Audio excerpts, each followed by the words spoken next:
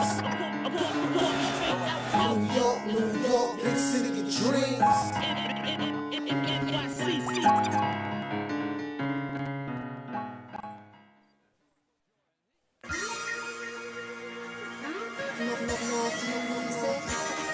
What's going on? This is Jay Ellis from Nick of Time Show here, give you that Knicks talk just in the nick of time. And it's time to bring you another off-season episode of the KOT Show with a brand new guest. But before we even get into the guest, let me introduce you guys to our old favorites.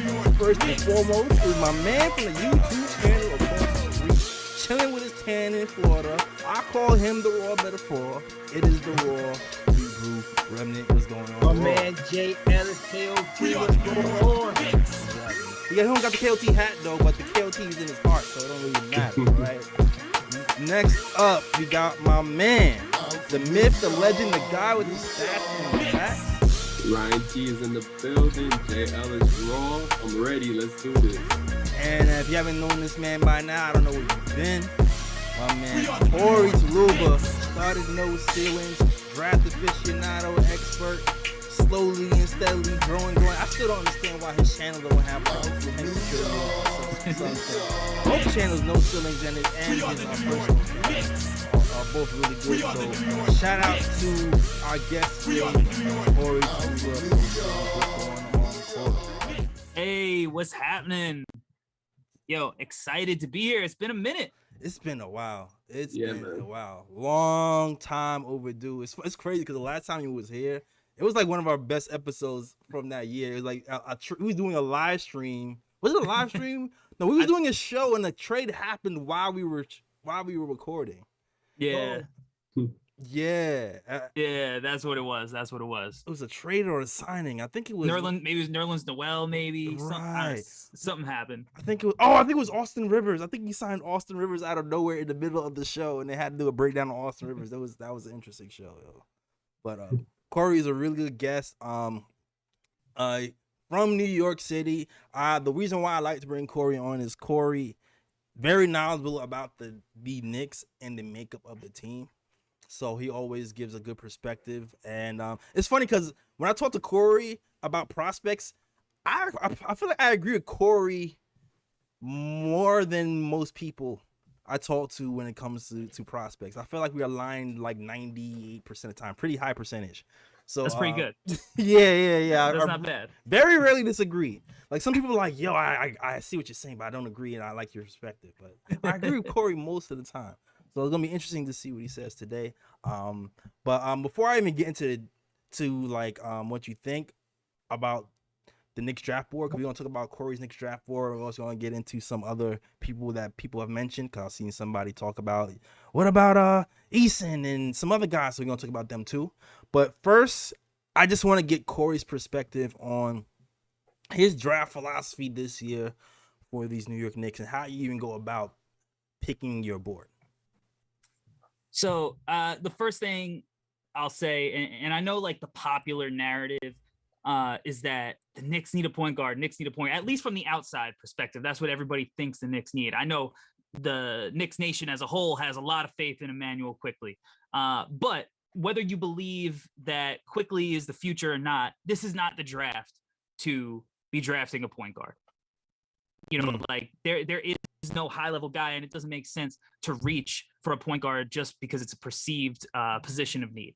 So my thing is, and honestly, it's not even necessarily Knicks specific.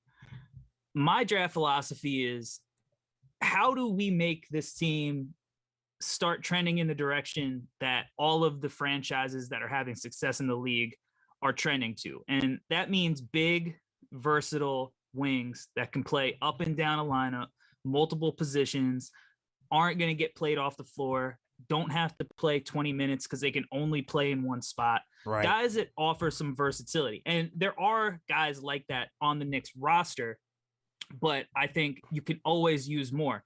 And at No Cielings earlier in the year, I actually wrote a column called "What Would Masai Do?" So, because he started the trend, man. Like Pascal Siakam, Scotty Barnes, OG Anunoby, like there's value in these guys. Jason Tatum, Jaylen Brown, even, looking at Derek White, who's like a big guard, Marcus Smart, like these guys are versatile. These are the players that are having success in the league nowadays. So the Clippers, when they go to their small ball lineup, playing Rudy Gobert off the court, that's what I think every team needs to integrate more. So when I look at my draft philosophy this year, a lot of it hinges on the direction of the NBA at large. That's a really I can see it now. The what would WWMD bracelets for the basketball faithful. I got trademark that. Definitely trademark that. Cause I see people in the chat there. talking about get on that right Get now. that merch right after this show. I agree with you, and even for this Knicks team, we have a couple of like two-way players. But we don't have like a lot of multi-dimensional players, as you would say. We have guys who are centers, only centers, guys who are point guards, but not. I mean, we have a couple of combo guards, and we have Alec Burks is pretty, he's pretty versatile. But is he going to be in a long-term plan? So I do agree with your assessment of how to approach the draft. Anyway, I don't know if you guys have anything to add to that, Ryan or Raw. I definitely agree with Corey's assessment. If you look at the NBA nowadays, definitely wing play is definitely a major part of, team success. You look at the Celtics, their wings, Jaylen Brown, you got Jason Tatum, the Warriors, they got Clay, they got Andrew Wiggins. So it's like wing play is definitely a major part of a team success. And if you could find, that good wing at the 11th spot for the Knicks, or maybe if you have to move up for that specific wing that you want, it makes sense. I still think point guard is a need, but at the same time, like outside of Jaden Ivey, it's like there's not really that great point guard out there, and then even Jaden Ivey is still, question mark because he's a combo guard. So it's like, so I agree, if you can't get the point guard, then the next best option would be to get that versatile wing. Yeah, and I'm not even a tie guy either, personally, but I mean. Yeah, I can see eyes rolls back. I'm not too big of a beat. Me either. I watched opening night at the Garden, Kentucky versus Duke, and Trevor Keels ate Ty's lunch. Like, it looked like Ty never dribbled a basketball before. Like, I literally went into halftime. I went and met up with somebody. I'm like, yo, can he dribble? It was a struggle. The gunshots on Ty. Okay. Shots fired. Can't Ty dribble. The next on Corey's breakdown. All right. So safe to say Ty is not on your big board, but we're gonna find out who it is. All right. So Corey, let's break it down. I don't know what order you want to go in. If you want to go top to bottom to top, I'm gonna let you go. And before you even get to that, I already noticed some certain people on this board that certain people on this panel disagree with. So I expect a little bit of fireworks, or keep it clean, fellas. Keep it clean, fellas. All right, let everybody talk and keep it clean. All right, let's go, Corey. All right, let's go bottom to top then. Let's go bottom to top. Okay. So who should we? Who's my bottom? Who's my bottom on the list? Corey, this is for the Knicks, or is it for the whole? Are you doing the whole lottery, or is he just doing? He's doing the Knicks. Who the Knicks should pick at 11, right? All right. I remember you. I remember from watching you had Sohan as one of your options. Yeah. Okay. All right. Yeah. So Sohan is a guy who, at the beginning of the year, I was kind of struggling to see it a little bit because the shot's pretty funky. The 3-point shot's all right. Like, when he's shooting off the catch, it looks okay. But, like, I like to watch guys shoot free throws because, that should be the easiest shot you get all game. You could take your time. There's nobody guarding you, and it's funky. It's funky looking. But I think that the shot has looked better as the season went on. And when you really start watching, because he wasn't the guy initially. The guy on that team was Kendall Brown. That was the guy everybody had as the lottery player. He was in the top 5 early in the season. And then Sohan just kind of outplayed him throughout the year. And he did it by standing out. Like, Kendall Brown is versatile, but my man just is cool with just chilling in the background, maybe cutting off ball every now and then, not going to shoot a shot that's contested. But Sohan, he's got a little bit of something to him, and he's quiet the way he goes about it. But like, he's not afraid to bust out like a little turnaround jumper off the bounce every now and then, a little flash. He's not, and he's not afraid to go set a screen and roll to the hoop and, put it on somebody's head. He's not afraid to shoot those open shots that even though he shoots, 33% or whatever, he's not afraid to shoot it. Like he's willing to, make the defense come out to him and guard him, because, think about like just watching the last game in the finals, like Derek White got in his head. And when he was getting those swings that he has to shoot, whether it's make or miss, right? Facts. He was hesitating. And then all of a sudden, instead of an in-rhythm shot, he's holding on to it. Now there's a defender a little closer. Now there's a hand in his face, and he's putting it up, and it's late, and he's missing. Like Sohan was a guy who was willing to let it fly. And I don't think that's ever going to be the strongest part of his game, but I like that he's willing to do it and that he's so young. He's one of the youngest players in the draft. He has international experience. When you go back and watch some of the international stuff, you see a little bit more off the bounce game that maybe he didn't get to show in college. College, you're going to a situation, especially like Baylor, which is a good team, very guard heavy. He's not going to get to show his whole game there. He's got to fill a role, which is something he's going to have to do at the NBA level as well. But, NBA teams, you take him in the lottery, you're going to want to get everything out of him that you can. And then the defensive side of the ball, I mean, he's big enough that he could switch on to fives, and he's agile enough that you watch that North Carolina game in the tournament and he brought them back defensively, and he's on an island with shout out New York legend RJ Davis, end of the game, and he's sticking with him, forcing him into a tough shot. So I love his versatility on both sides of the ball. And, I didn't even speak on the playmaking. So I just think that he's got a lot of potential as like a kid who's 18, 19 years old, so young, so much. Like, it's very Patrick Williams-esque. Where it's like, I wouldn't be surprised if Sohan went like 6th or something, if a team just absolutely fell in love with his potential, because the draft never goes the way you think the draft is going to go. There's always somebody that gets taken earlier than expected. Last year, everybody was shocked Scotty Barnes went to the Raptors at 4. Then they were shocked that Giddey went 6 to the Thunder. Every year, and he could be the guy, because I think he fits the direction of the league. But he's a risk because that shot isn't there. So it's like, if you're taking him super early, if you are the team that's taking that bet way early in the draft, you're expecting that shot to improve, and you better have a Chip England on your staff. You better have the Pelicans shooting coach on your staff. But if you're taking him in the back half of the lottery, then it's easier to see him, kind of, even if he doesn't hit his ultimate peak, the expectations might not necessarily be as high, and he can just kind of be this guy who's versatile up and down a lineup on both sides of the floor. So there's a lot to like, but it's not without risk. Got you. So just to be clear, like, this is considering if all other pieces are off the board. You kind of just betting on his versatility on the defensive end is going to be there, and you're hoping that on the offensive end he develops it, because it seems like he's not afraid in those moments. He's just right now not polished at 18 or 19 years old. Is that what you're saying? Yeah, pretty much. At least the shot. I think a lot of the other stuff he does offensively is polished, but the shot is pretty far from it. But he's willing, and that's half the battle. Okay, all right. It's like Knicks are in this predicament where I don't expect whoever we draft to really get minutes right away. Because of how our team is built right now. So I don't know. He's a swing, not a sure thing. But if other pieces are there, I wouldn't mind it, only because I don't really expect him. What do you guys think about Sohan and what you heard so far? I got Sohan 3rd on my list for the Knicks, behind Ivy and Mathurin. I'm very high on him.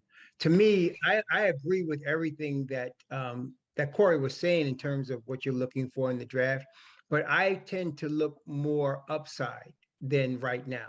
I'm not worried about his shot at all. I'm looking at, in any player, I'm looking at what is the calling card that gets him in the league. And what is the calling card that gets him on the floor?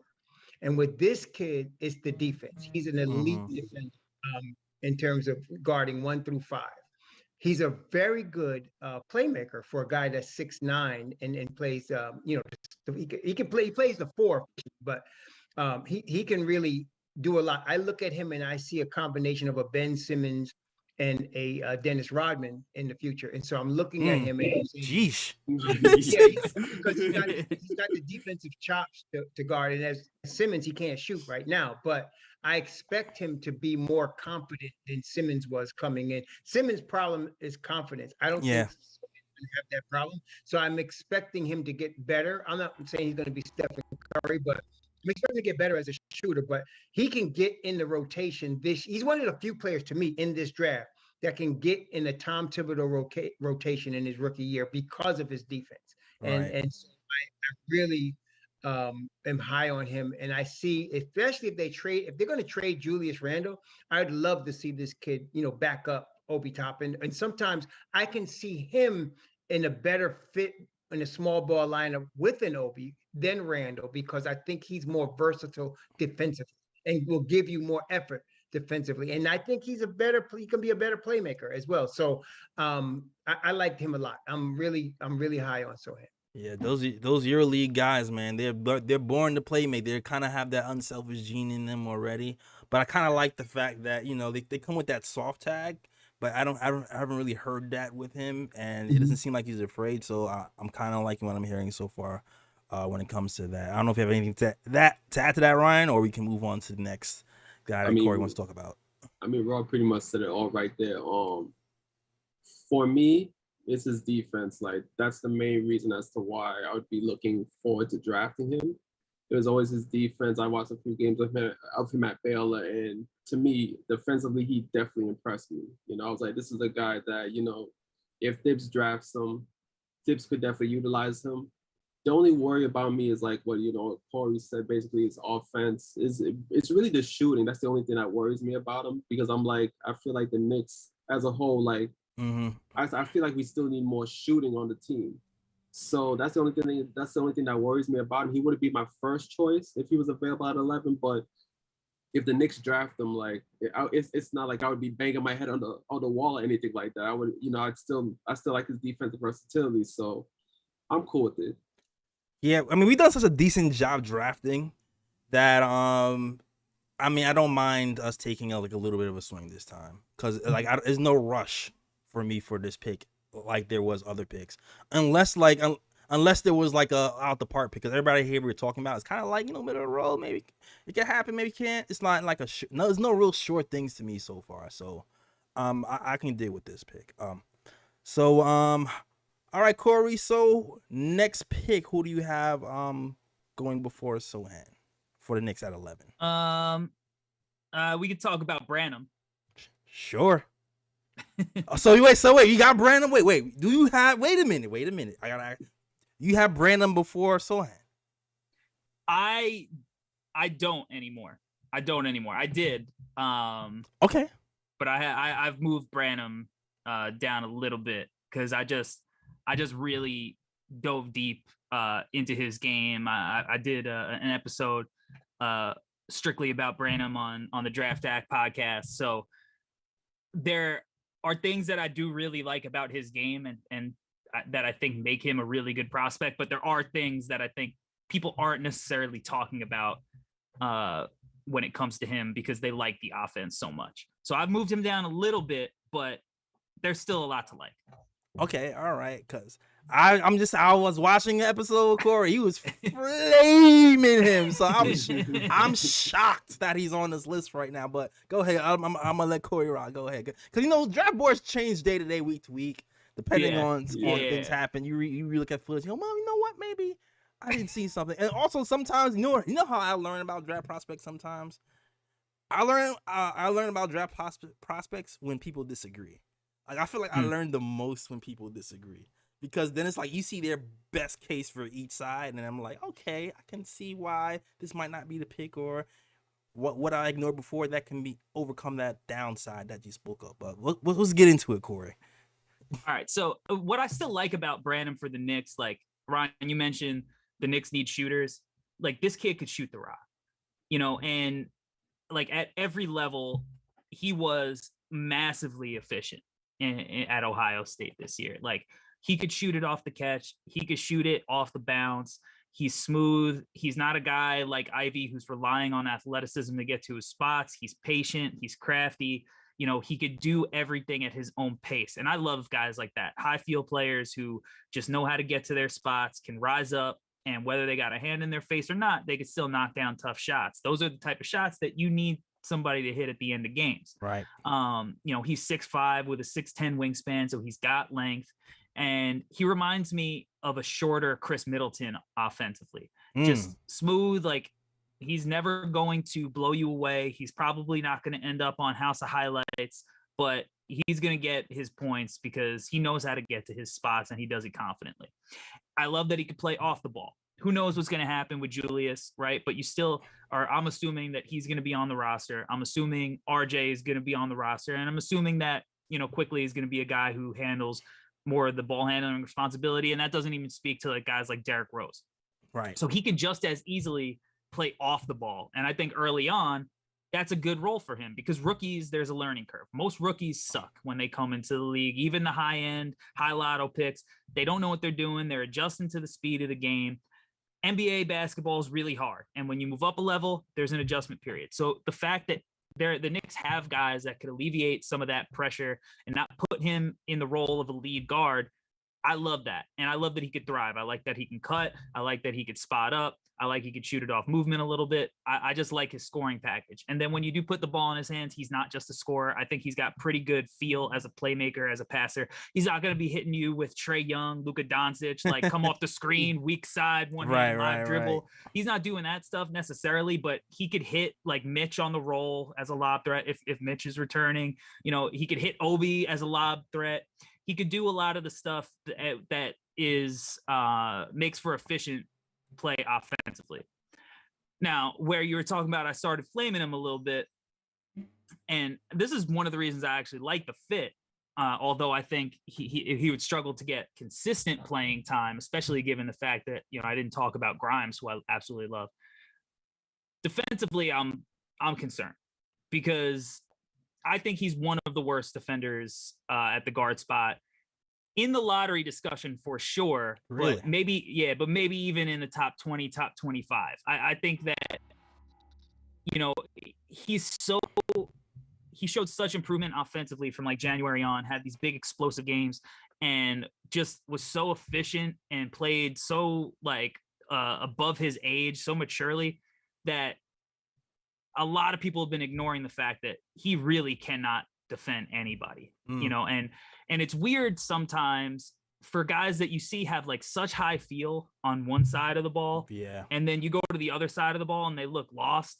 Like the thing about him is like, you know, he very much does not have that dog in him on that side of the ball. He is not getting up in your shirt.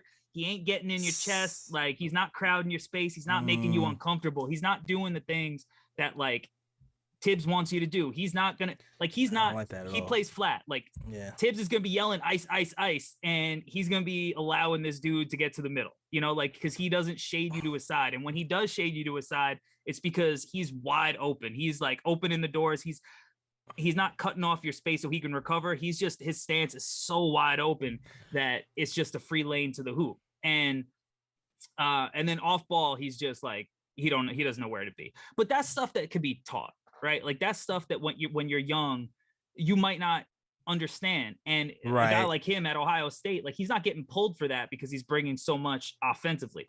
He's going to get pulled for that. You know, if he's late on rotations, if Tibbs was his coach, he's going to learn. He's going to realize like, oh, if I want to get on the floor, I got to go and defend because he should be able to. He's 6'10" wingspan. Like he should be able to defend multiple positions. He's mobile. Like he could slide his feet if he wants. He's just not like that gritty guy that like you expect on that end. But I think that he brings a ton of value offensively and I really like his fit. Yeah. I mean, when you get to this part of the draft, I do think that a lot of the times guys are so comparable that you can sometimes go for fit more than best player or best talent available because it gets to a point where like there might be a log jam and you might not never see that better talent because they're stuck behind somebody, right? Like there's variables that go into it, but I like his fit. I like that he has talent. I like that he has room to improve. I like that Tibbs is a coach who values defense so much. And even if, if he's drafted, I think Knicks fans will be disappointed that maybe he isn't playing the amount of minutes that they expect for a lottery pick to play. But I think in the long run, it makes you better. Guys like him who need it. Yeah. So I do like Branham as a fit with the Knicks, and I think he's a guy who definitely could grow with RJ and IQ and Obi and that crew. You know what? I've heard about AJ Griffin, right? And his defense being bad. You talk about his defense. I looked at his defense and I'm just like, he makes me scared. Like if he fell to us and we picked him, I'd be really excited that we have a knockdown shooter. But I'm just like, he looks like a turnstile to me. You just said that Malaki might be the worst defensive wing in the draft. Does he compare to Griffin to me? Like to me, Griffin looks like he's worse. If you want me to talk bad about AJ, you came to the wrong person. He's like top 3 on my board. So, okay. AJ's my guy. My bad. That's my guy. Like AJ missed 2 years of high school ball. COVID year and injury. Went and trained with his dad down in Tampa, and then got hurt coming into the year, like with Duke, and he was back for the beginning of the season, but he came into a weird spot where like everybody had their roles established, so that's why he was like a knockdown shooter playing off ball.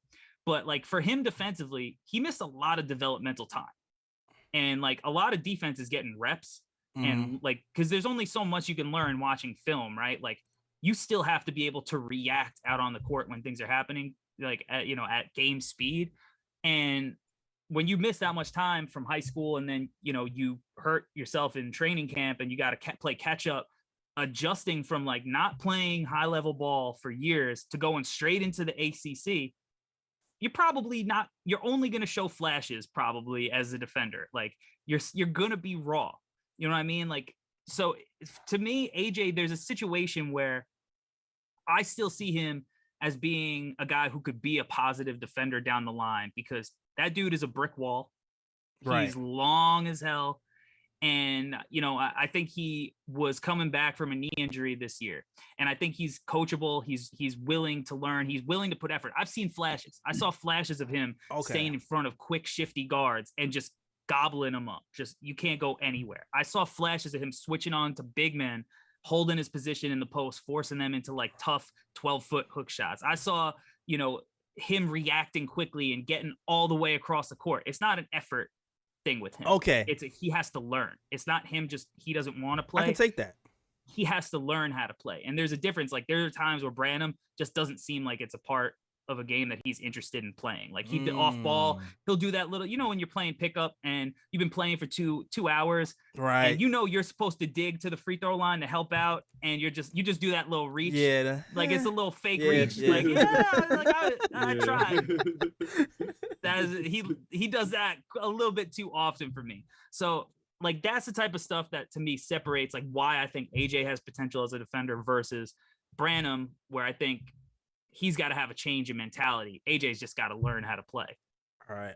I can take that because I see that with Obi even. Like Obi doesn't have the technique, but he's going to try his ass off and get these recovery blocks and do whatever he can, technique bad or whatever, but he's going to get the effort. So I can deal with that. Hey, Roy, anything to add to that? Ryan as well? Look, man, let me just be honest with you. If you can't play defense, I'm not looking at you. The reason I say that is because y'all gotta be real. You coming to the Knicks plant having to learn how to play defense, you ain't gonna play for like 2 years under Tibbs. You gotta wait. Yeah. I mean, let's be real. That's what happened. So Obi got on the floor because he's learned to play defense in his end of his first year, and this is what Coach Tibbs always said: he has to affect winning. Okay, so you're affecting winning with Thibodeau first on the defensive end. And so unless you're Julius Randle, you can do whatever you want, or if you're Emmanuel quickly, you can do whatever you want. But other than those two guys, you have to come with some defense. So I am looking, yes, and I agree with Corey. In terms of, okay, AJ Griffin has the template, the body, the raw ability to become a really good defender. He does. He's 6'6", 220. He can muscle guys. He's got all of those tools. But if you're talking about the New York Knicks and Tom Thibodeau, yes, he has tools. I'm going to tell you right now, he would spend half this season in the G League. That's what's going to happen. Okay. If you're talking about Branham, I mean, I like his game. He's got a really nice game offensively, but he would never see the court under Thibodeau. He would just be banished to the G League until he learned how to play defense. That's just how this guy goes. So there's none of this, oh yes, we can work with him. No. Thibodeau's going to say to the bench, to the G League, come back to me when you can play defense. He's very, very hard on his rookies. He's very, very hard. So you got to take that into account when we're looking at these guys. He's not going to just let you come in the court and say, okay, I'll work with you in your D. You got so much up. No. If you don't play no defense, you're not playing. Yeah, I mean, I personally don't even mind it considering our roster right now. Like, I like give Grimes and Cam some burn while they develop, and then come in next year and then see what we have. I don't even mind that to be honest with you. This is why I don't even press it like that, like I would normally would. Like when we drafted Kevin Knox, Ryan, you was with me. Yeah. And they had the and he saw all the motor issues. Me and him we flamed them. We flamed them. And for good reason. I mean, I was questioning Perry and Fizdale at that point because they were so hyped on him, and I was watching. I was like, I don't see it here, but I was taking it by faith, saying, okay, they'll give him a chance to develop, but I just didn't see it, especially with both the Bridges boys on the board at that time. Yeah, I was a Miles guy. I was. I could not believe that they did that. But as far as these kids we're looking at here, you got to come again with Griffin. What is it that gets him to the league? What is it that stands out? Says he's an NBA player, or he's going to be. To me, he's 6'6", 220, and he's only 19, 18 years old. To me, you're starting out with a body like that, and he had the athletic ability before the injuries, and I'm going to assume he's going to get him back. So, and then of course he's a tremendous shooter when he has an open shot. So those things will get him to the league. But as far as getting him on the court, I don't see him playing, his first year with Thibodeau. He might be another team, but not with the New York Knicks. So you got, not Obi Toppin, you got Quentin Grimes. I mean, Quentin Grimes was a tremendous defender at Houston, right? He was a tremendous defender at Houston, and he could hit the open jump shot. So for him to do it in New York, I'm not surprised that he's doing that, because you kind of knew he was coming in like that. Right. And I expect them to trade Evan Fournier and let Q play that two position full time, and you're going to really see something. But if anybody wants time, they got to play some defense. If they want to get on the floor at all, you got to play some defense in New York. Absolutely. And like I said, I don't mind it being, if it's an effort thing, that's one thing. But he seems like Corey's telling me that it's not an effort thing. It's a a mentality, like a learning thing. So I'll take that. Ryan, you have something to say? Yeah. As for Branham, like I'm pretty much raw on that. Like he wasn't even on my board, because when I watched like clips of him and I saw like the defense and just his mentality on defense, I already know that if he came to the Knicks, Clyde would be saying Matador D at least 20 times a game. I was like, I already knew that was like a no-go right there.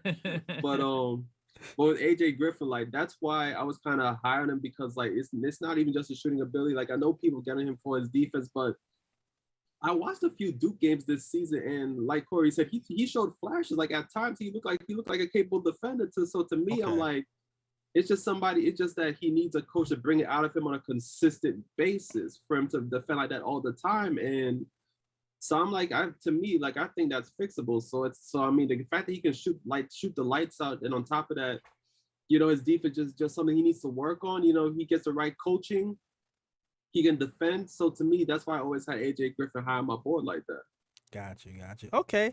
Actually, this is why I like these conversations. Now I'm a little bit higher in my brain on AJ Griffin than I was last week. That's why I like having these conversations. I'm all right.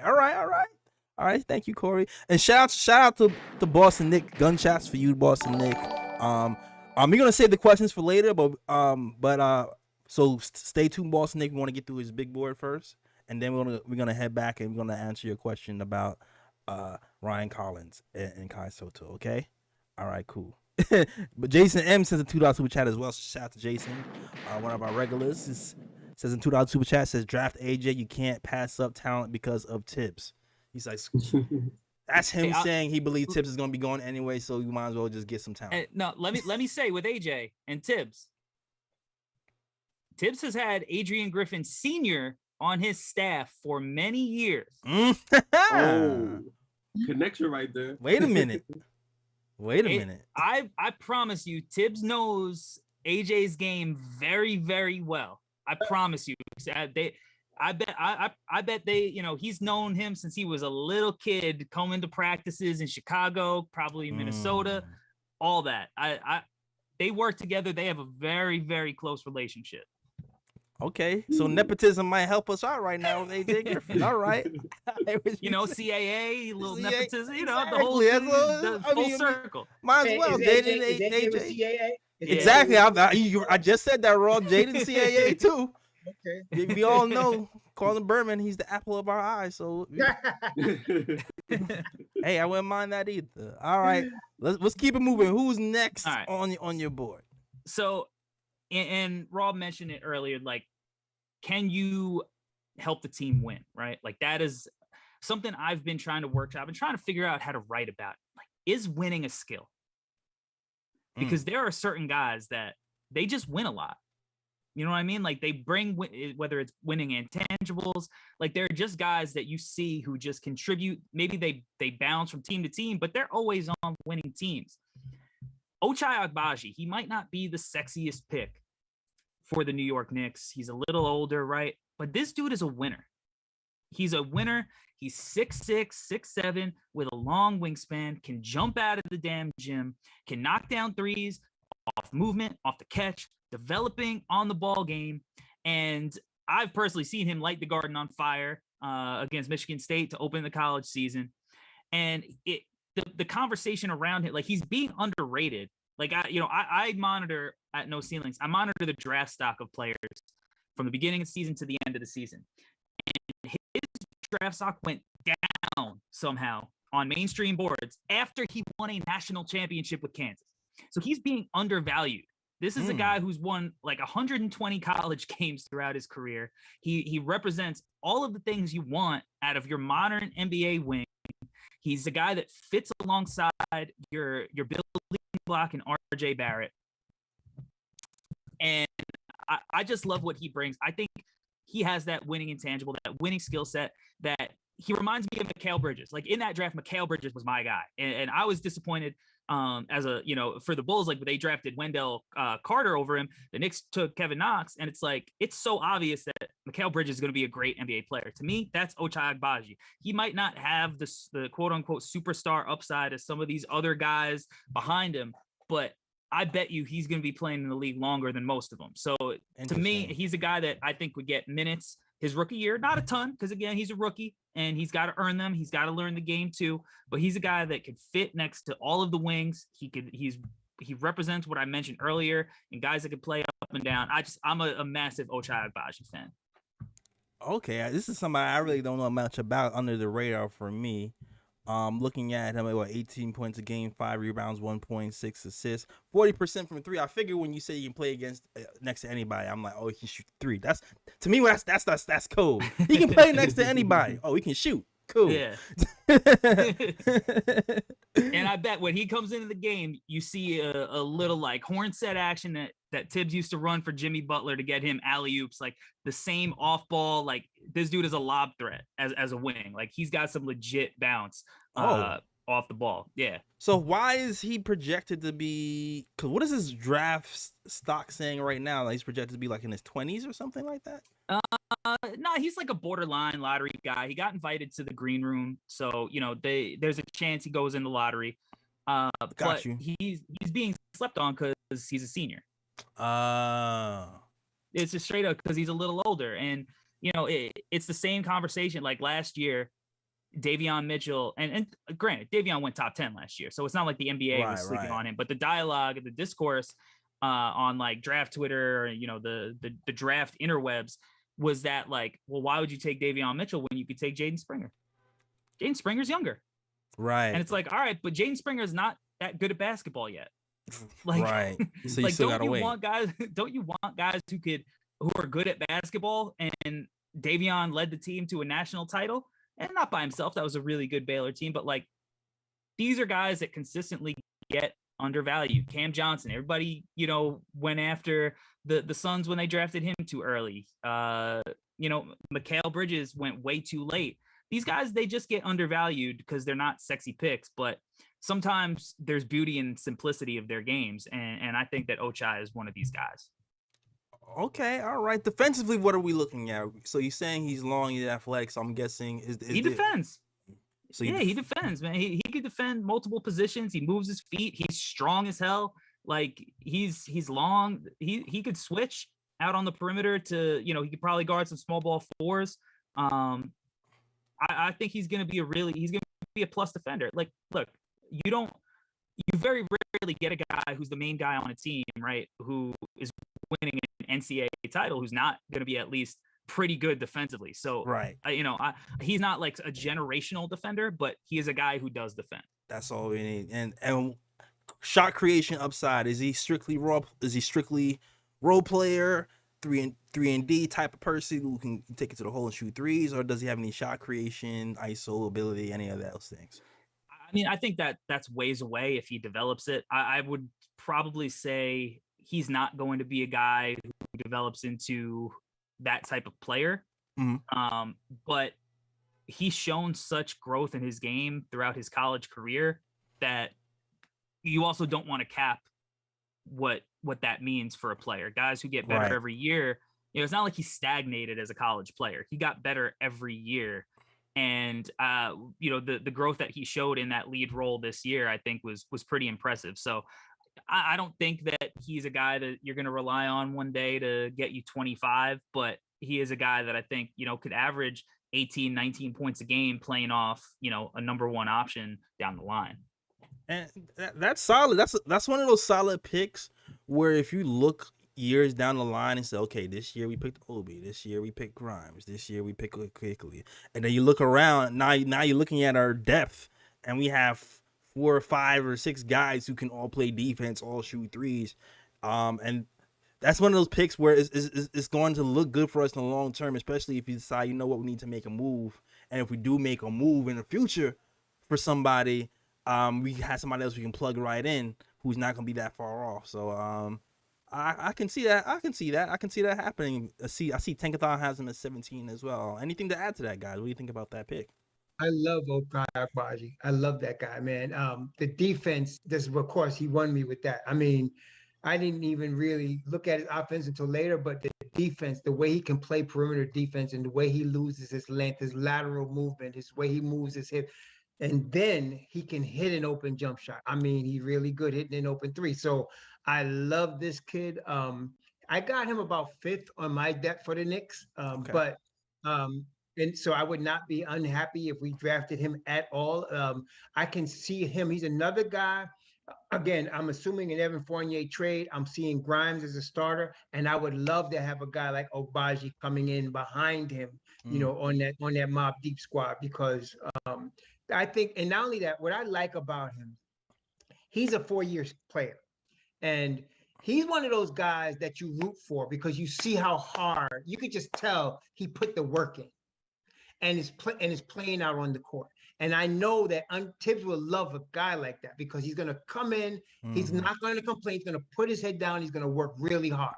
And I believe that he's talented enough to get in the rotation and get some minutes as a rookie because, he's also being 22. I'm expecting a certain level of maturity.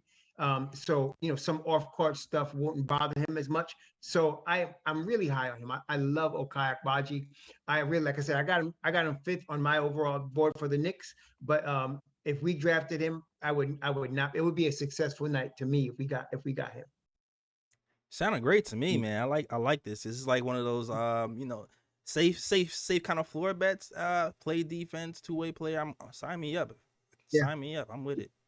And he's not an off the dribble guy that much right now, but I don't want to limit and say he'll never be. Right. But he can really play perimeter defense. You will not see guys from the G League on somebody's NBA team getting through the middle of the court with that guy on the floor. Not going to happen. Yeah. So and we need I'm that. very, yeah, We I'm need very, long wings to defend like the other guy's best player. And you know what? It got could a be seven Grimes foot too, that's but supposed he has the physical. It seems like this guy has more of the physical tools to do it. You know yeah, what I mean? yeah.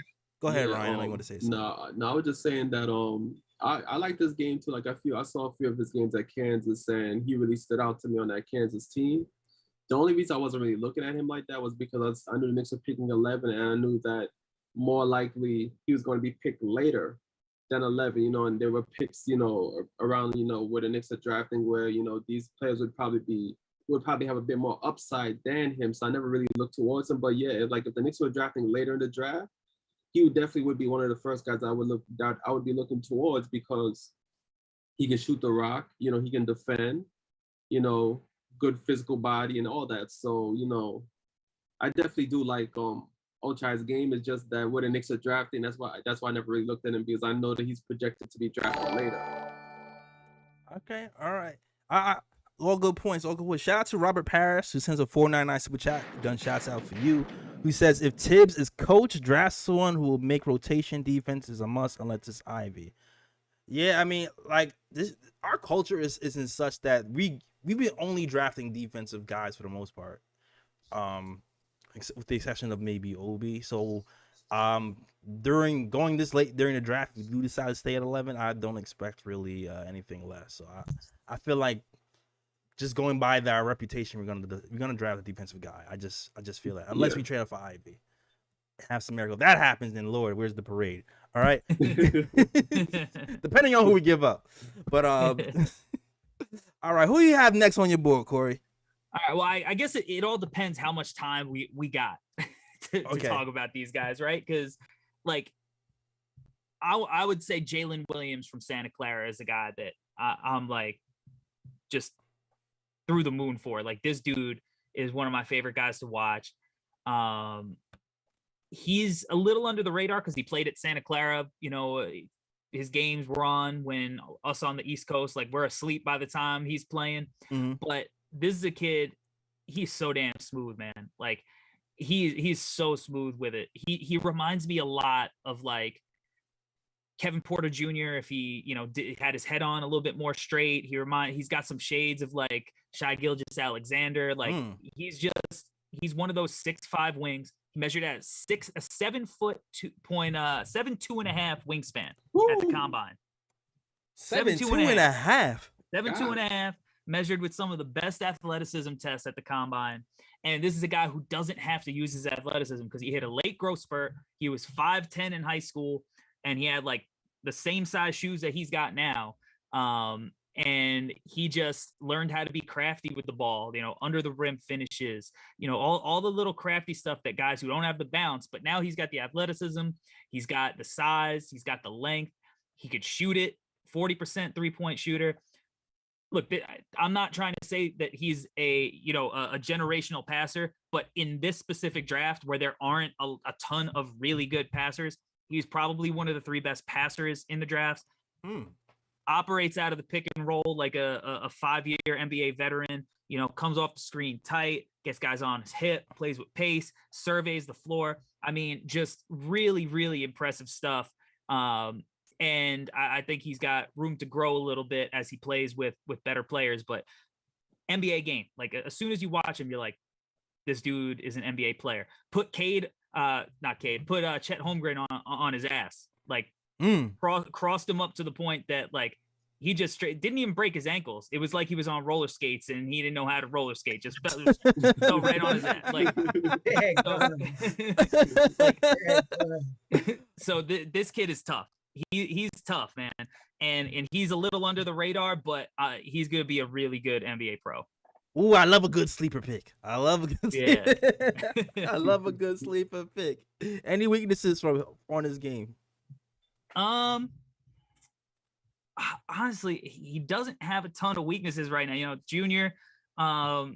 Maybe you could say defensively he's not as aggressive as you want with that length, but you know, I think if you one of the things about college defense is sometimes, like, we're not privy to the schemes and stuff. And I think, like, if you go watch the film session with Schmitz, you know, Schmitz, like, will ask him about a defensive play here and there. And he's like, he's like, oh yeah, I see what you're saying, but we were supposed to be shading the guy to this side, and the coach told us to go under on this, and that's why. So like, he's definitely not like the best defender in the draft. And when you see 7'3" wingspan, you want this guy to be locked down. But I think he's versatile enough that he can guard 1 through 4. He's slithery around screens. I like him as a defender, but I do think that there is room for him to improve on that end. And I think that can come with NBA coaching. But offensively, it's hard to find weaknesses or holes in his games. It might not have like the same, like Jaden Ivey's athleticism, where it's just like so notable, such like top-notch superstar stuff. Maybe he's not the, projected shooter that Jabari Smith is, but he's just like very good pretty much everywhere offensively.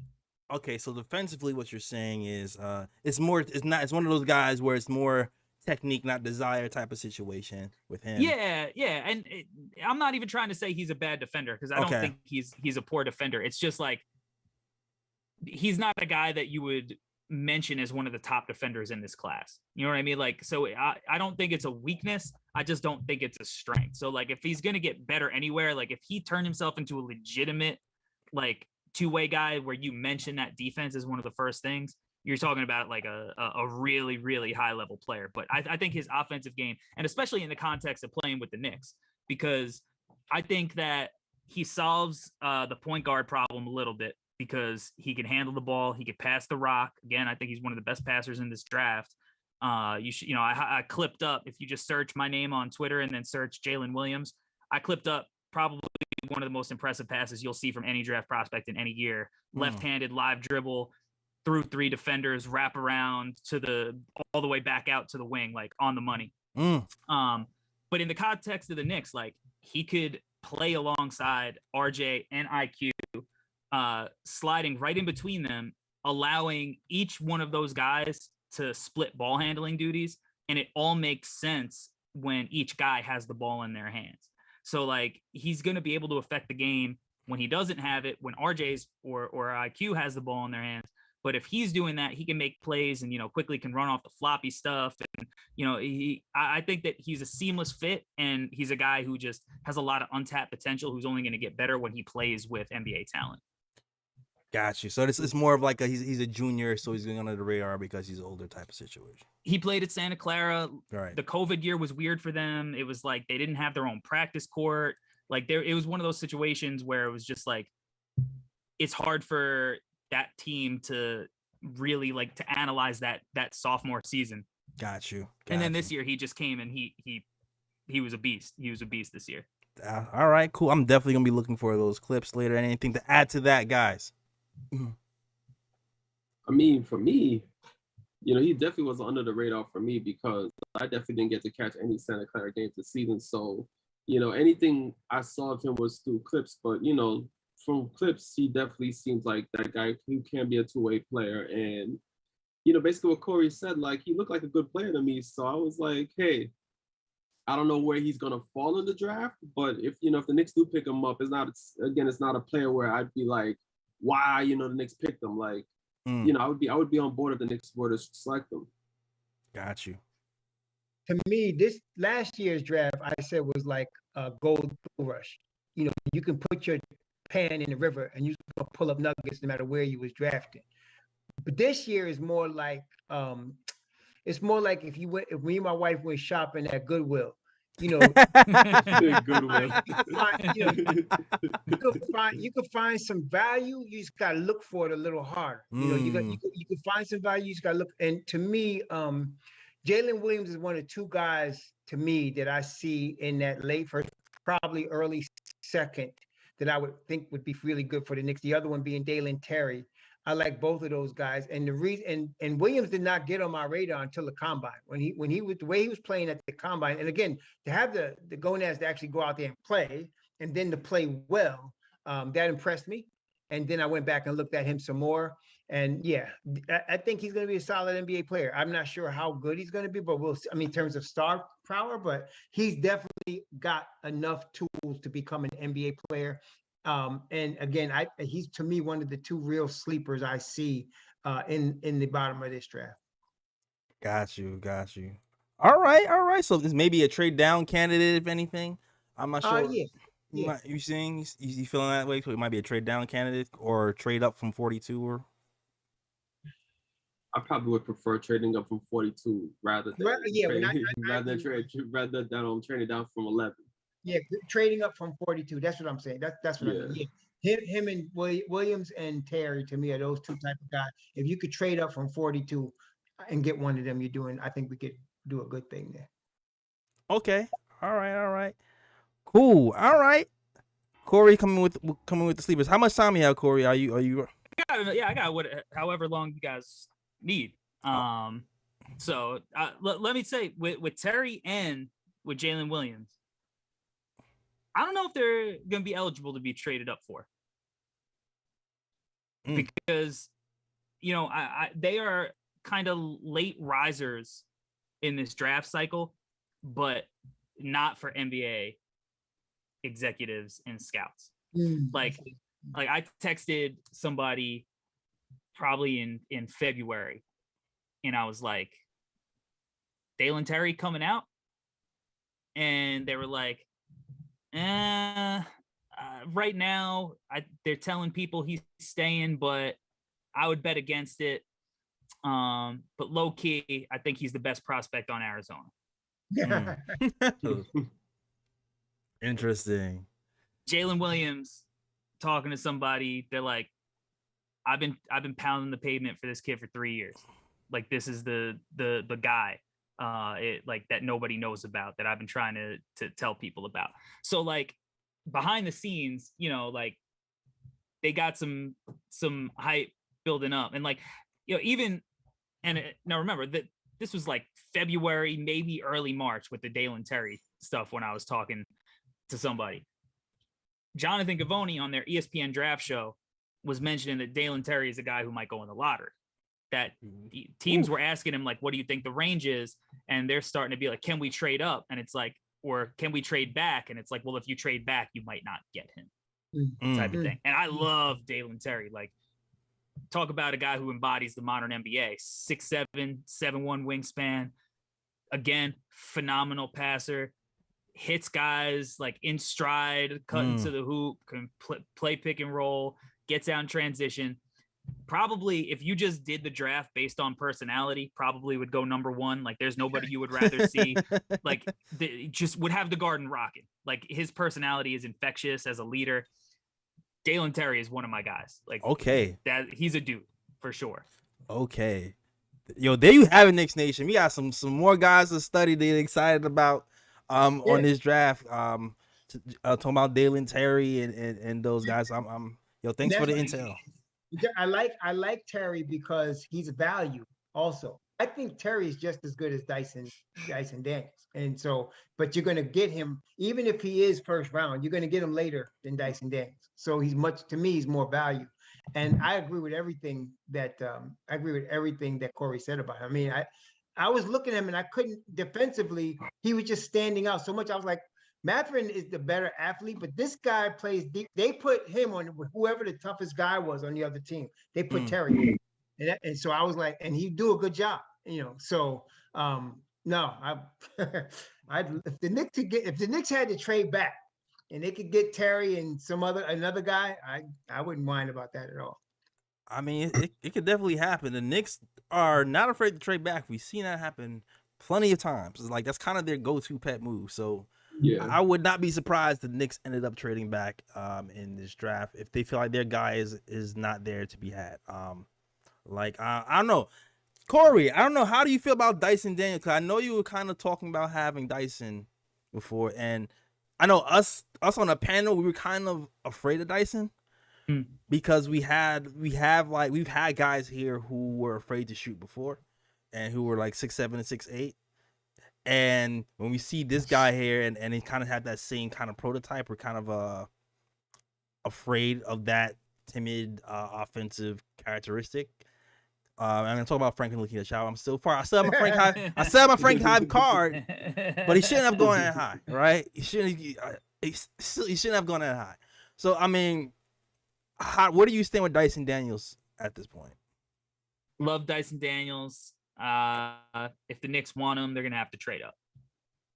Mhm. But yeah, he's a guy that I think the conversation starts getting really real for him at pick 5. I think that's how teams are gonna value him. Yeah. Oh wow. Dyson is not Frank as a shooter. Dyson is like Dyson. I'm way more confident in as a shooter. You know, what's weird about the G League Ignite guys, I don't know who's running the stats for the G League Ignite website or whatever, but like their full stats are not up on the internet.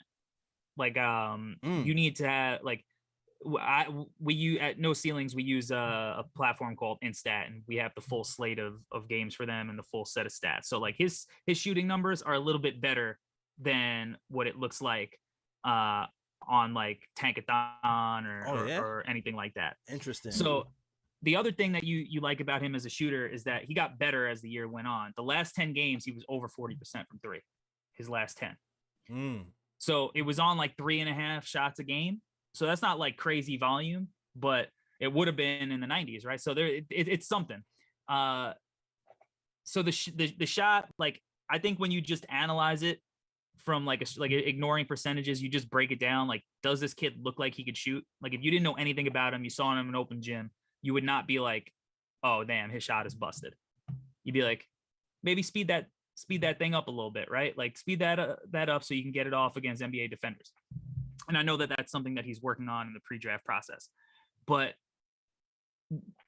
baseline, him being the shooter that he is, one of the best perimeter defenders in the class, 6'8", 6'11" wingspan, strong, can guard point guards, can guard 4s. So up and down, switchable, smart on that end, makes good rotations. Go watch his chase down blocks. He had like 7 or 8 chase down blocks on the year, just like exceptional timing, really sneaky good athlete. I saw him live when they came and played the Long Island Nets, and he was like he's not a guy that is going to blow your mind when you go see him play. He's just doing his job. Like he goes out and does his job, and you look up at the stat sheet and it's like, all right, he's got 13 points, 7 rebounds, 6 assists, 2 steals, and you're like, damn, like I didn't know he was filling it up like that. But heady player, makes really good reads, patient, best floater in the draft, and he's one of those guys, like everything I mentioned earlier about like versatility in this league. He's that. He's one of these connectors. He's similar to Lonzo Ball, Derek White, those guys who just go to teams and get the offense jumping, make it smoother. He's not going to be, I think, your number one guy, but I think he's going to be able to play point guard, get you in your offense. I think he's a phenomenal fit with the Knicks backcourt, playing with RJ and IQ, because he's going to allow those guys to handle the rock, but he's also going to look for them and get them to their spots. And I just think he's just really good. He's very good, but you have to really appreciate like the nuance of the game. You know what I mean? To like, and that's the type of thing that coaches look for. Like, and don't get me wrong, like every now and then he'll put, down like a putback dunk or he'll throw it down on somebody, but he's very methodical. So it comes off as like, he's very cool, calm, collected. He's not like very demonstrative, but it's not for a lack of like effort or he's soft or anything. Like this is a dude who's confident in himself, his abilities, and he just goes out and does his job. So I think he's going to be one of these guys that he's going to go earlier than a lot of people expect. One-on-one ability, because we in New York, we on the point. People want, be New York point guard. I want you to between the legs 7 times, behind the back spin move, fillet, lay. Like they want all the sauce, right? Yeah, Can he break people off the dribble? Can he do any of that? I feel like he's not Rod Strickland. I don't know if he's Stacey Patton, but like that's not the type of player he's gonna be. Okay. That like especially on the Knicks, like IQ is gonna do that. RJ is gonna do that. You know what I mean? Like you can't have every player who's doing that. And the thing is, he's not a traditional point guard. But I don't think the NBA is a league where traditional point guards are gonna be a thing down the line. Like how many traditional point guards are starting right now? Chris Paul? Like look up and down. Like is Steph a traditional point guard? Like Nope. Not really. Like Marcus Smart's not a traditional point guard. In Dallas, is Jalen Brunson the point guard or is Luka? You just need playmakers. You need playmakers, and he could do that. He's a playmaker. He's a big jumbo playmaker. That's what he is. But he's a wing, and he doesn't have to bring the ball up the court every time. He's a smart cutter. He could, I think, shooting off spot ups is going to be easier than coming off screens and making when teams dare him to shoot as they go under. I think it's going to be easier to knock down spot ups. So I kind of like him with the Knicks just because I think it's such a seamless fit with the pieces they have. Okay. And I think he's got a lot of potential because he's super young too. Like he's another one of these guys who's one of the younger players in the draft. He grew 2 inches during the season. So you don't even know if he's done growing. Okay. Yeah. Like he's good. He's a good player. He impressed me when I saw him live. Looks big out there. Yeah, I know it doesn't mean much, but he didn't look lost in the Rising Stars game playing with all the NBA guys. And the thing with the G League guys is they're ahead of the curve a little bit. Like they know NBA terminology. They're used to shooting from the 3-point line. They're playing in defensive schemes. So I think that he's going to be a guy that comes in and finds success pretty early. All right, because the shooting was, you already know what it means. The shooting really concerns me because we got R.J. Barrett and Julius Randle who are already struggling from those from the deep ball, and if we add one more to that, is doom and gloom for us. But Raw, I know me, you, and I think all of us were like Dyson. Hell no. Nah. Yeah. My thing is, I love the kid, but the boy can't shoot. That's the problem. So, and I'm saying, like, eventually he might develop a shot. I think there's a possibility there for real. Because if you watch him, he's really drifting on his shot a lot, and that's what caused. So somebody's gonna hopefully get a hold of him, and he'll work that out. But my thing is, I don't hate Dyson Daniels. Like if we got Dyson Daniels, I wouldn't be upset. The problem is that I see too many other guys that we could grab at that spot that I like better. So the fact that that Corey says, well, he'd be gone before 5. Well, I hope he is, because I don't want us to be tempted to get his money. You don't have to worry about talking to him about the Knicks. So I'm saying is like, but there's guys I like better that I feel are more well-rounded. And not only that, I'm very zealous. I'm one of those guys. I'm deuce time all day. I'm IQ. Oh, I don't even want anybody to come in there and think they're going to split point guard minutes with them. So I want them two to be running that thing. And I don't want another point guard in here. So give me a wing guy that can shoot. And like, for example, Johnny Davis, who I'm not even sure if his game translates, but I know he plays both sides of the ball. Right. And he will shoot. So I'm not saying Dyson Daniels is no scrub. He's going to be an NBA player, but I'm just wondering right now, based on what we have, like you said, we got Julius Randle and RJ who clog the paint and are not really, shooters right now. So the last thing we need is another guy who can't shoot, that's going to be in the starting lineup. So I don't know. That's my problem. Got you. Well, I'll say this because I think that was all of our concerns. It was the shooting. Corey did give me some hope about him, with his stats, saying that he did shoot 40% from 3-point range the last 10 games, I guess, in the G League. But at the same time, it's like, it's only on 3 attempts. So it's like, I'm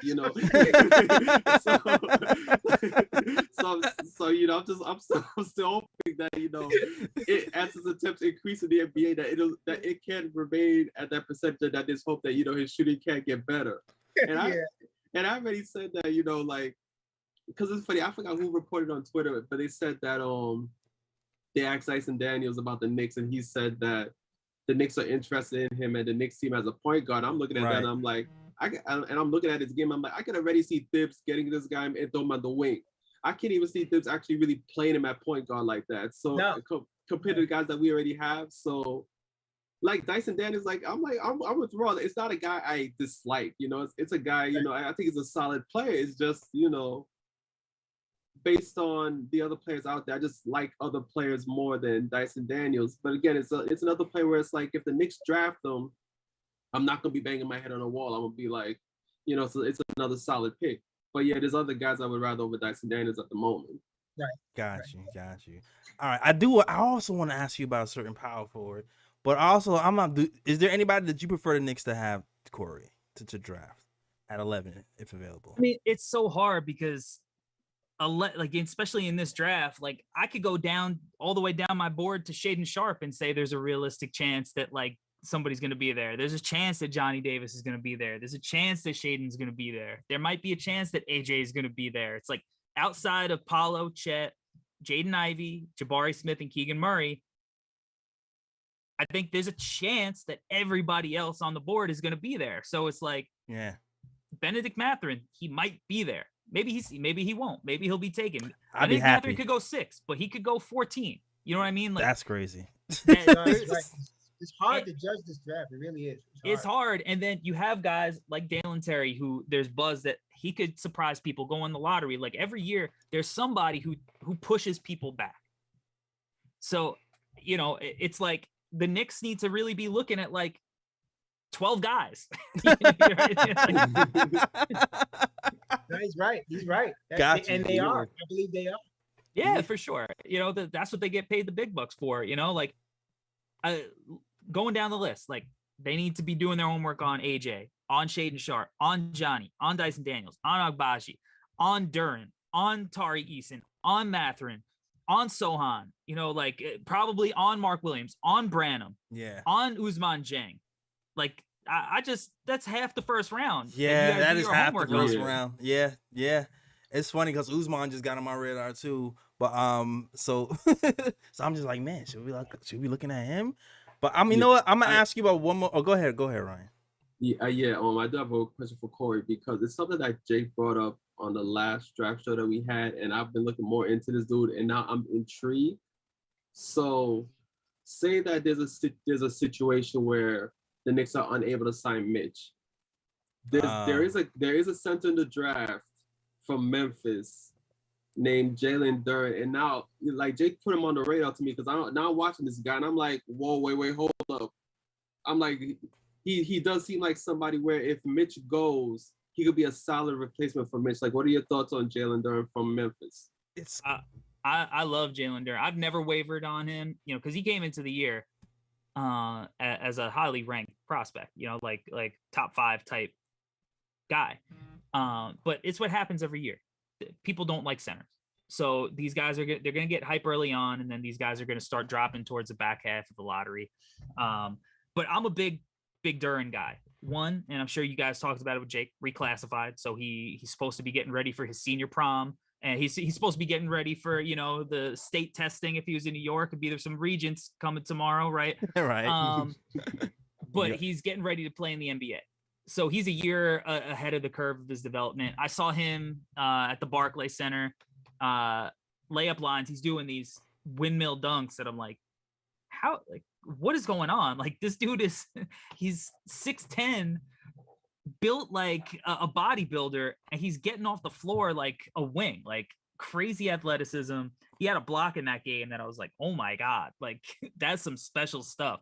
But what I really like about him is, and I think people were mistaking it early on for like a lack of motor, but I think it was like he was adjusting to playing in college, and Memphis had maybe the worst point guard situation like in college basketball. It was atrocious. They were running Amani Bates out there at, you know, to start the year at point guard. And, you know, that dude is trying to get buckets. He ain't trying to make plays for anybody. Penny Hardaway was trying to turn him into Penny Hardaway 2.0, and it did not go well. And that's the point guard that Jalen Duren was playing with. So he's, you know, he kind of like, you know, when he started playing better teams, he was struggling to like find his spots because he didn't have somebody to, you know, hit him on the roll as a point guard in his spots. But as the year went on and they moved away from Amani Bates, the point guard situation still wasn't good, but he was doing more of that. You'd see him set a pick and roll. He was getting some easy points at the rim. He was able to show some playmaking out of the short roll, you know, a little bit of that Al Horford, Draymond type stuff that you like. That's so important. And him making those reads at 18 years old, and a young 18 at that, he's going to be 18 when he plays his first NBA game. That's really, yeah, he's supposed to be a senior in high school right now. That's you know, crazy. like, so he's far ahead. Great rim protector, already with the body of a 25-year-old NBA veteran. Like, there's a lot to like there. And I think that it's hard to project somebody and go be like, he's going to be Bam Adebayo, right? But that's the blueprint. Somebody that like you'd rather him try to like there's a path where he can turn into that type of player versus like, a Rudy Gobert who maybe obviously we've seen like has some struggles at certain points, like overblown for sure, but at certain points in the playoffs has a little bit more struggles. Like he's a little bit more of that modern guy that hopefully you can run a little bit of offense as a playmaker, DHOs, stuff like that, while also holding down the defense and switching out on the perimeter. So he's really interesting. He's really intriguing. And yeah, I guess it all depends on what the Knicks plan is with Mitch and whether he's on the board, because he's another guy that like can very easily still go, in the top 6 or 7 guys, because his potential is apparent. I don't know if you guys saw the Portland Trailblazer workout pictures, but I mean, just looking at this dude in a basketball jersey, you're telling me an owner of an NBA team in the top 6 or 7 picks isn't going to see this dude in person and be like, we're taking that guy. Like, because right. Yeah. Okay. All right. Corey, did I hear you correctly? That you saw him in person? Yes. Okay, and so your assessment is partially at least based on you actually seeing him in person. Well, partially, but to be honest, he wasn't even that good when I saw him in person. So he's gotten better over the course of the season. Yeah, he's improved on, and like he was very impressive physically in person. Like when you see him, sometimes you watch like these college games or whatever, and you're like, oh, that guy's playing a different sport than the rest of these guys. Because I've just the tape that I've watched of him, I see a really stud player in 3 years. I really, I see him. So you need that time for him. My problem with him as far as the Knicks fit is I'm very partial to, as a backup center, Jericho Sims, and I don't want to lose him. And as a starter, if Mitch Rob does walk, I would rather see them look at either Mo Bamba or Miles Turner and see if we can get one of those 2 guys in here rather than start over with Jalen. Now, I'm not saying, Jalen could very well become an all-star. He's got the physical template to be, Superman. But I don't know if Nick's timeline, if you could get a Miles Turner now, that accelerates our timeline. If you could get a Mo Bamba, that might accelerate our timeline. And that's the only problem I have, because if you go get Jalen Duren now, you're not looking at Miles Turner and you're not looking at Mo Bamba anymore. So that's my issue. So my issue would be, okay, today, am I going to start my team right now with Miles Turner, Mo Bamba, or Jalen Duren? And I got to say Duren will be third based on his age, not based on his capabilities, but based on his age. But upside wise, 3 years from now, we might be all saying, damn, why didn't we take Jalen Duren? Because he might be that good. But for right now, with the team the Knicks have, I'm thinking in 3 years, we'll be pushing, trying to get the ECF. That's what I'm hoping for the Knicks. So I'm hoping we can do that with a guy that we can work with now that doesn't have to start over and learn the whole NBA game from scratch. I feel like the timelines are longer for the wings than our centers because of how many wings we have. I feel like personally I can be more patient with the wings than the centers. But I mean, I agree with you though. Like he looks like the passing, the physique, he looks great. If we lose Mitch, we do have Jericho. I've always been saying I wanted a stretch 5 here for so long. I've been waving the Mo Bamba flag for I know you have forever. I was like, Kevin Knox in the second for Mo. Kevin Knox in the second for Mo. I was saying that since last season. Kevin Knox in the second for Mo. And then Mo came and he actually started playing better. I was like, damn it, it's not gonna cost for Kevin Knox in the second anymore. But but who knows what's gonna happen in free agency. I really have one more person to ask you about, and then I just want to get to the super chat because somebody actually spent money to ask you a question, so I definitely want to get to that. So I want to talk to you about Eason because I seen somebody just randomly talk to him, ask about him in our chat one day after a show. So I was like, all right, I guess everybody wants to talk about Eason, so let's go. Let's talk about Eason. What do you think about Eason? Man, Eason's a tough one to pin down in this draft because as a player and as a prospect, I actually really like him. I'm a lot higher on him than a lot of the other guys that no ceilings are.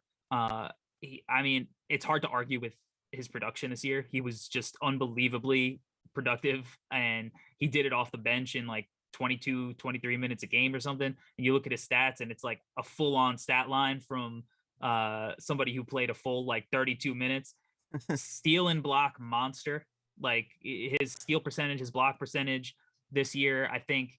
I don't remember the two other names, but it's only been done by two other players. I think Tybal was one of the guys, and then there's one other guy. Like, but his steal percentage and block percentage, that combination is like only been done by two other guys. He's got the same hand size as Kawhi, so he's just got some oven mitts on him.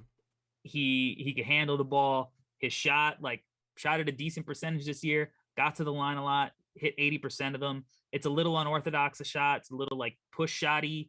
Maybe a little bit of Ben Gordon with worse footwork, but it goes in. And, right now he's not necessarily the guy who's going to shoot a ton of them like Paul George off the bounce, but off the catch, when he's got space, he's comfortable knocking them down, puts a ton of pressure on the rim, both in the half court and in transition.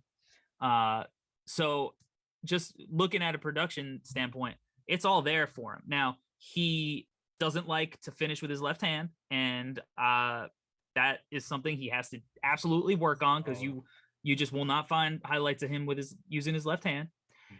But what I've heard is behind the scenes, and it could be smoke, could be whatever. I've heard that like his pre-draft process has not gone great behind the scenes. I've heard that like his floor is Philadelphia, which is they're picking 23rd. So this is a guy who it would not shock me, based on the fact that he offers a lot of the things you want in a modern NBA wing. Yeah. It would not shock me if he did actually go in the lottery, but based on some of the stuff that I'm hearing, it also wouldn't shock me if he fell into the 20s. And so it's hard to pin down with him, but I'm high on him. I like him. I think that he's a guy that if the Knicks took him at 11, for me, that's not a reach. It's not a reach for me, but for other people, it might be. There's a split between him, and especially where it's like a Sohan versus Eason click. He's a little bit older. He's like 21 right now versus Sohan, who's 18. You know what I mean? So like he's more productive than Sohan, but he's also got those 3 extra years of development. Right. So I like him personally, but I know there are people who are a little iffier on him, and I think they're justified in feeling that way because they're not without concerns. Yeah, his defense looks tremendous. Like I can see Tibbs drooling over him just looking at his tapes defensively and how much he competes and gets the steals and the blocks and the length. Like I can see him drooling. And then you look at the other side of the ball. If he's not dunking the ball, you're like, all right, what's happening here? It looks like a baby deer trying to walk with a basketball. Like I don't know, like what to think of him.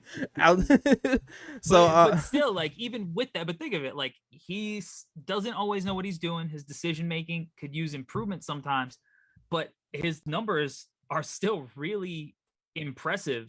Yeah, for a guy who may not necessarily know what he's doing. I mean, played 24 minutes a game. He had 17 points, averaging 17 points a game. Shot 52% from the floor, 36% for three. Yeah. 6.6 rebounds a game, almost 2 steals and a block in 24 minutes. That's big time production off the bench. Off the bench and without any real offensive game except banging it on people's heads. Which is just, I get it. He's polarizing to me in my head. What do you think about these guys? This guy Raw. Oh man, I love Tari Eason. The hands, the physical tools, but the thing is, he's one of them cats like this. You ever play in the summer in the court, right? And you in one of them games where you got a million dudes waiting for next, and you in point, then point up, then point up, right? And so Tari's the guy you want to have that ball when it's point, and you want it to end. He's the street baller in the NC2A uniform. I mean, he's a dog, man. I mean, I don't know about what's going on. I've heard what Corey was talking about, that there was some issues with his interviews or some issues with his workouts, but he's just a dog. And I'm saying I can understand if he slips because I don't know what's going on behind the scenes. But if you could get this kid's head on straight, somebody's getting a stud, man, because this kid could play. He's just one of them guys that could play. And I'm not looking at him. When I first looked at him, he's like the first guy I looked at like in December that I really liked from college. I liked him and Mathurin.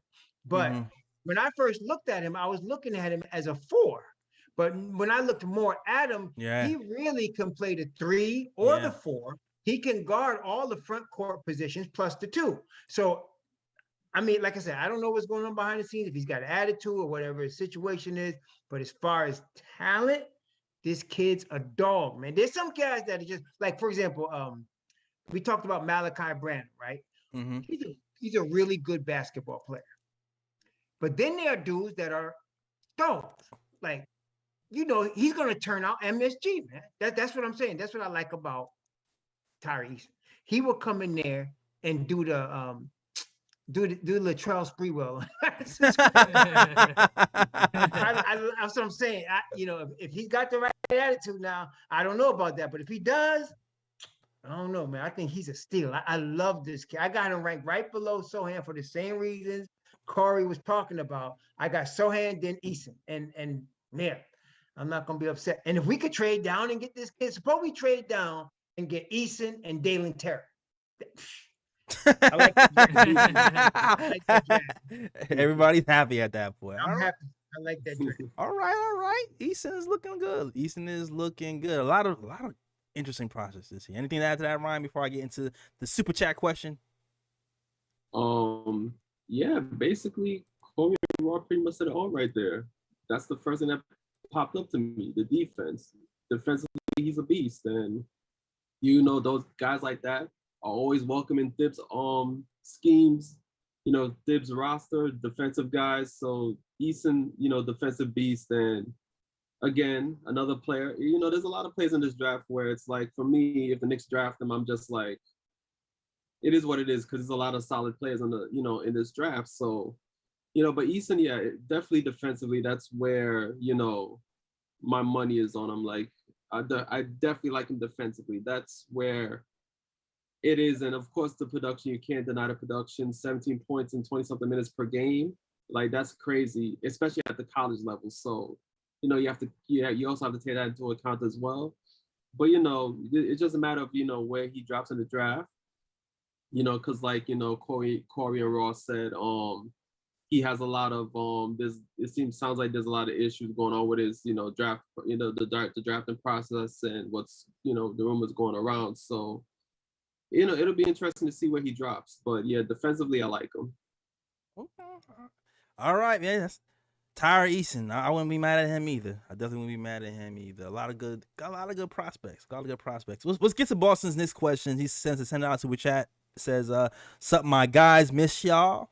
Glad to see y'all back. I had a question for my brother Corey, able to provide us with the intel on Ryan Rollins and Kai Soto. Thanks, guys. And I know Kai Soto is like almost like a stretch 5 type of guy, but I'm not sure about Ryan Rollins. But Corey, what do you think about those guys?" So Kai Soto is, he's not man, I don't even know how to explain it. Like, he's got the biggest support system on the internet, but he's not necessarily an NBA prospect. Oh, I'm glad you said it. I'm glad you said it. I heard he's not even gonna be drafted, right? It's like no, but he's got the full I believe it's the Philippines behind him. Exactly. So I don't think he's an NBA player. No, and I think that because he will generate traffic, internet traffic to a website, to a video, to whatever, that he's getting a lot of publicity just because, you know, he's got an army behind him of supporters, and that's, you know, that's super dope for him. Like, he's got that to drive him in his career. But where he's at right now, I don't see it. Like, he was supposed to be a G League Ignite guy last year. Then he went to the NBL this year. Like, he's not really a guy that you're going to find on the radar. I think if a team were to take him with a pick, it would be, you know, mostly I don't want to say a publicity stunt, but, you know, it wouldn't be for basketball reasons. But Ryan Rollins, that's my guy. Let's get after it with Ryan Rollins. I think Ryan Rollins is one of the draft sleepers. He's a kid from Toledo, so he played in the MAC, mid-major program, but so he wasn't getting a lot of height. But 6'4", 6'10" wingspan, and this is the dude who looks like you talked about the sauce earlier. Yeah. This dude, he got the sauce. Like he looks like he came straight from, West 4th Street, like that's what he plays like, and I interviewed him on my channel. And we were talking about it, and like, he's not one of those guys. Nowadays, you see a lot of these NBA players that have trainers from the time, they're 12 years old. Right. And you could tell that these guys are like going through progressions on the court. Like, okay, I come off a screen, I'm supposed to do this, and I'm gonna, like, everything is very choreographed. But this dude just hoops, and it's improvisational. He doesn't, like, somebody throws something at him, he's got counters for it, because he told me, like, when he was a kid, he played 5-on-5 pickup. Like, he's got that, like, Jamal Crawford type natural game. But it's very mature at the same time. Like, he looks like, I talked about it with him, like, in the mid post. He's got a lot of stuff that, like, Devin Booker uses. Like, he doesn't even need to dribble that much. He'll just, like, patiently jab step, dip his shoulder, create a little space, quick dribble, knock down the shot. Like, mid-range savant, frame for frame. And I clipped it up. It's on my Twitter. It's on my YouTube in the interview. Frame for frame, busted out the Allen Iverson cross on Jordan. Nice. Frame for frame. The full thing. Like, that's the type of game he has. He's just nice with it, like with the rock in his hand, killer in the mid-range, can get to the rim, smooth, good playmaker, almost 2 steals a game, like, plays the passing lanes, needs to improve the 3-point shot. Like, that's fine consistency. And I think some of it is that he had the full attention of every team playing in that conference. Like, so a lot of the shots he's taking are those tough off the bounce, late shot clock. Like, that's going to hamper his percentages a little bit.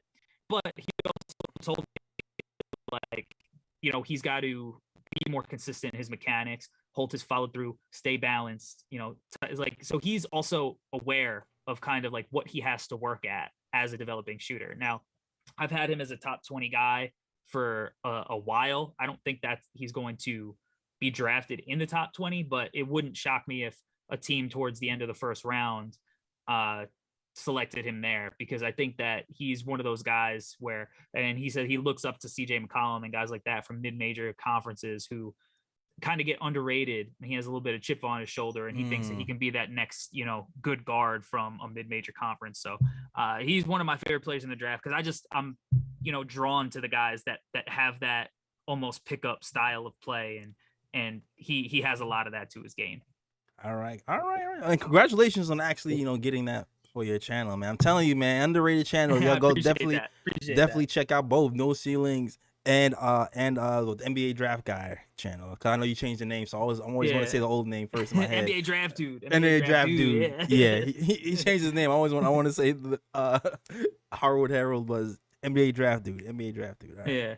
People kept confusing my name for Harold. Yeah, I remember you told me that when you came on the show. He's like, I gotta wait for the right. He's like, no, I'm not Harold. It's Harold. The play on the newspaper. Never mind. I got you. Got too clever. I got too clever with that. Too clever. It's fine. No, simple is sometimes better. This guy. Yeah. Good job. All right, man. I'm done with our questions. Hold on. I see we got another super chat though. So shout out to Fritz, who sends a $5 super chat. That if you don't know who Fritz is, he's one of our engines for the KOT show. Mod of the year. All right. He says, your stance on Zach LaVine's payday. Would you send him to NY for what? Are you asking Corey that? Or are you asking us that? Because you already man. pay the Corey says pay the man.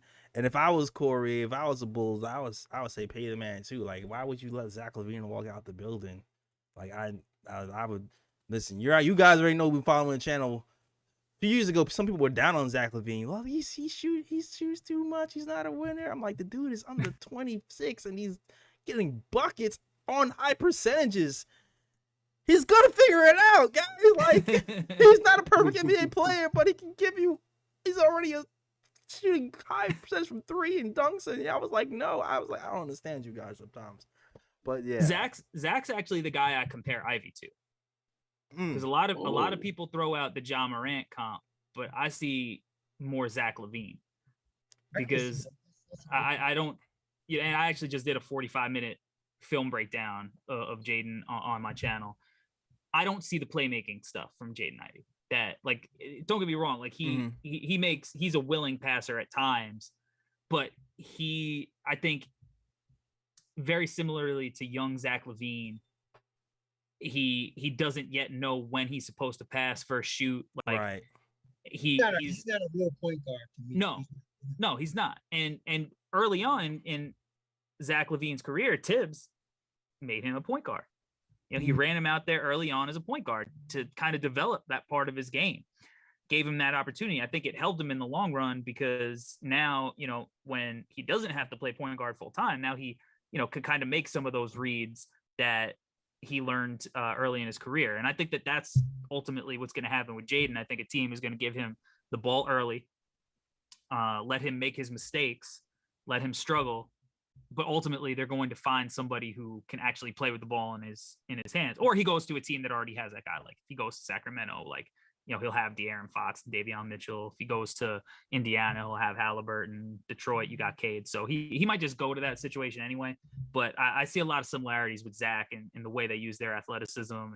And you know, I think that comp for me, I feel more comfortable making that than the John Morant comp. Yeah, I never bought the John Morant comp. I'm comparing him to pre-injury Victor Oladipo. Yeah, that's a good one. But the Zach LaVine makes a lot of sense also. Yeah. Yeah, there's a second part to that question that I know you ignored on purpose, and I probably would do.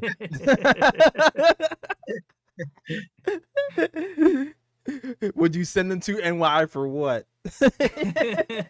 I would not. You know, for me, like, I need the farm. Like, I want RJ, I want Grimes, Ouch. I want, you know, like, I want picks. Like, yeah. It would cost too much. It would cost a lot. Yeah. It would cost. If he wants to do if he's a free agent and he wants to walk, you don't have as much leverage. Yeah. So it probably wouldn't be RJ, but I can see other pieces going for sure. Yeah, but he's not going to. He's going to take that. But money. I don't expect him to go anywhere. Yeah.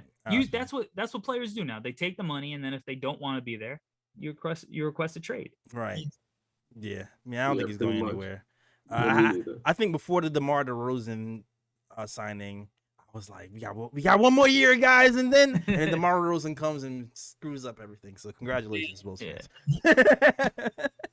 Balled out. DeRozan balled out. Yeah, man. All right, man. Yo, great job, Corey. I love having you on. Let me just shout out the chat real quick. Shout out to T. Williams, Efrain Lopez, Robert Paris, Knicks fans. Jay Boogie in the building. Shout out to my guy Jay Boogie, Castle King. And everybody else is rocking with the KT show. Shout out to still Knicks fans who was here earlier who had me on their show the other day. Shout out to you guys. Thanks for the interview.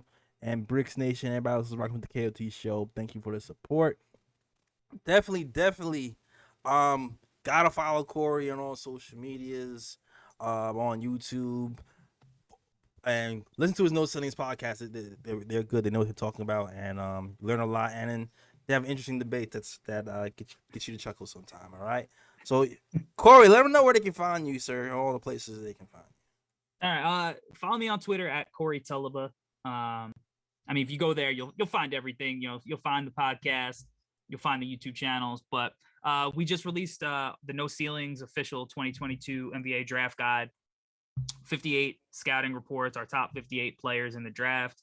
You can get that at noceilingsnba.bigcartel.com. So it's available there. We just released a full line of merch as well there. So, you know, if you've been rocking with us, you know, you can support us with with the draft guide. And I will say we got a couple of front offices who may have purchased a draft guide. So if you want to, okay.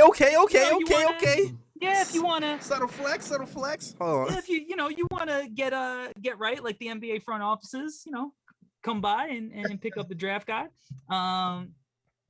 But other than that, just go to NoCeilingsNBA.com and subscribe because it's free. And we cover the draft all year round, Monday through Friday.